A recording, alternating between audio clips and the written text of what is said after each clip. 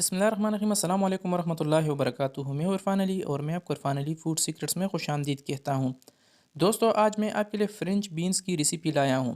इसे green beans भी कहा जाता है, जो सेहत के लिए बहुत ज़्यादा मुफीद है। ख़ासकर शुगर के मरीज़ों के लिए बहुत ज़्यादा मुफीद है। तो चलिए फ्रेंड्स, स्टार्ट करते हैं इस मज़ेदार सी वीडियो को। यहाँ पर हमने फ्रेंच बीन्स लिया है हाफ़ के जी, यानी 500 ग्राम। यहाँ पर हमने ग्रीन बीन्स लिया है। इसको हमने 2 से 3 मरतबा अच्छे तरीके से धोकर इसको अब हम छोटे छोटे पीसेस में काटेंगे, बिल्कुल उसी तरह से जिस तरह से हम भिंडियों को काटते हैं।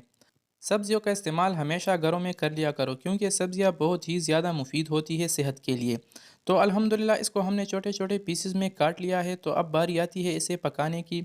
यहाँ पर हमने कढ़ाई को चूल्हे पे रख दिया है और हमारी जो घी है ये भी अच्छी तरह से गर्म हो चुकी है। तो घी में अब हम सारे फ्रेंच बीन्स को ऐड करेंगे और इसको मीडियम चूल्हे पे तकरीबन 3 से 4 मिनट तक फ्राई करेंगे।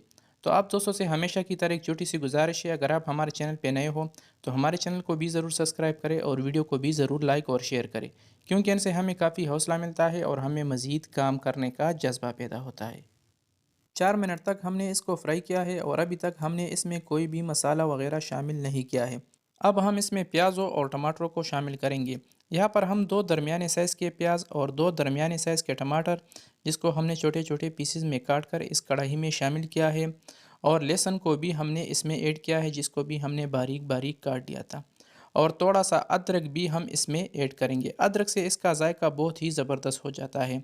और हरी मिर्चें आप अपनी मर्ज़ी के हिसाब से इसमें कम या ज़्यादा शामिल कर सकते हो। तो अब हम इसको अच्छी तरह से मिक्स करेंगे और इसको तकरीबन 3 से 4 मिनट तक हम इसको मज़ीद पकाएंगे। दोस्तों, फ्रेंच बीन्स का जायका बहुत ही ज़बरदस्त होता है और ख़ास बात यह है कि ये सेहत के लिए बहुत ज़्यादा मुफीद है। तो इसलिए आप ज़रूर इस रेसिपी को घर में एक बार ट्राई करें। तो यहाँ पर अब हम 4 से 5 चम्मच पानी, सादा पानी इसमें शामिल करेंगे और इसको दोबारा मिक्स करेंगे और इस पर ढक्कन रख कर हम इसको मज़ीद पकाएंगे। 6 से 7 मिनट तक पकाने के बाद अब हम दोबारा इससे ढक्कन हटाएंगे और अब बारी आती है मसालों की।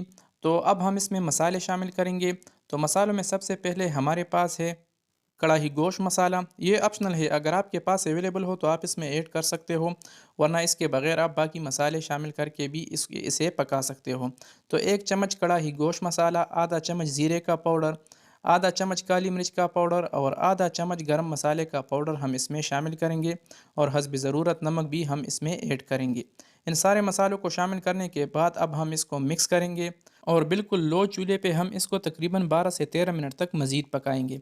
तब तक पकाएंगे जब तक हमारे जो फ्रेंच बीन्स है ये अच्छी तरह से सॉफ्ट और नरम ना बन जाए। तो अब हम इस पर ढक्कन रख कर, यानी इसको कवर करके लो चूल्हे पे हम इसको पकाएंगे। अल्हम्दुलिल्लाह इसको मज़ीद पकाने के बाद इससे हमने दोबारा ढक्कन हटा लिया है और माशाल्लाह अल्हम्दुलिल्लाह हमारी जो रेसिपी है ये खाने के लिए तैयार है, रेडी है। ये बिल्कुल नरम और सॉफ्ट बन चुके हैं। तो यहाँ पर अब हम चूल्हा बंद करेंगे और इसको नीचे उतारेंगे और इसका फाइनल लुक भी हम आपको दिखाएंगे कि ये कितने सॉफ्ट और मज़ेदार बने हैं। तो दोस्तों, कैसी लगी हमारी आज की आसान सी और मज़ेदार सी रेसिपी? क्योंकि हमारी यही कोशिश होती है कि हम हर रेसिपी को आपके लिए इंतहाई आसान और मज़ेदार तरीके के साथ पेश कर सकें। तो उम्मीद करता हूँ कि आप दोस्तों ने हमारी आज की आसान सी और मज़ेदार सी रेसिपी को काफ़ी पसंद की होगी। अगर वीडियो पसंद आई है तो वीडियो को भी लाइक करें और शेयर करें और चैनल को तो ज़रूर सब्सक्राइब करें।